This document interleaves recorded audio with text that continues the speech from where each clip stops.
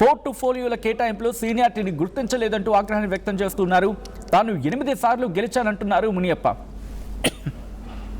ముఖ్యమంత్రి డీకే శివకుమార్ నిర్ణయాలతో వచ్చే అసెంబ్లీ ఎన్నికల్లో పార్టీకి కష్టాలు తప్పవని మునియప్ప హెచ్చరిస్తున్నారు. ఖర్గే రాహుల్కి ఫిర్యాదు చేశానని చెప్పారు మునియప్ప. ప్రస్తుతం బెంగళూరులోనే ఉన్నారు ఖర్గే, రాహుల్ గాంధీ. ఈ నేపథ్యంలో ప్రస్తుతం ఇంట్రెస్టింగ్ డెవలప్మెంట్ చోటు చేసుకుంటూ ఉన్నాయి. ఇదే అంశం మీద మునియప్ప రియాక్ట్ అయ్యారో, ఆయన ఏమంటారో చూద్దాం. ಖಾತೆ ಸರಿಯಾಗಿಲ್ಲ, ಸೀನಿಯಾರಿಟಿ ಮೇಂಟೈನ್ ಆಗಿಲ್ಲ.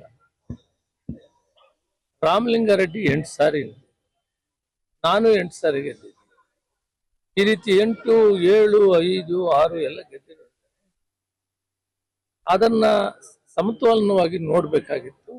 ನಾನು ಅಖಿಲ ಭಾರತ ಕಾಂಗ್ರೆಸ್ ಅಧ್ಯಕ್ಷರಿಗೆ ಮನವಿ ಮಾಡ್ತಿದ್ದೀನಿ, ತಾಯಿ ಸ್ಥಾನದಲ್ಲಿದ್ದೀನಿ. ಎಲ್ಲ ಮಕ್ಕಳನ್ನು ಒಂದೇ ತರ ನೋಡ್ಬೇಕು ಮತ್ತು ಸೀನಿಯಾರಿಟಿ ಮೇಂಟೈನ್ ಆಗ್ಬೇಕು. ಇವು ಮಾಡೋದ್ರಿಂದ ಮುಂದೆ 2000 ಖಾತೆ ಸರಿಯಾಗಿಲ್ಲ.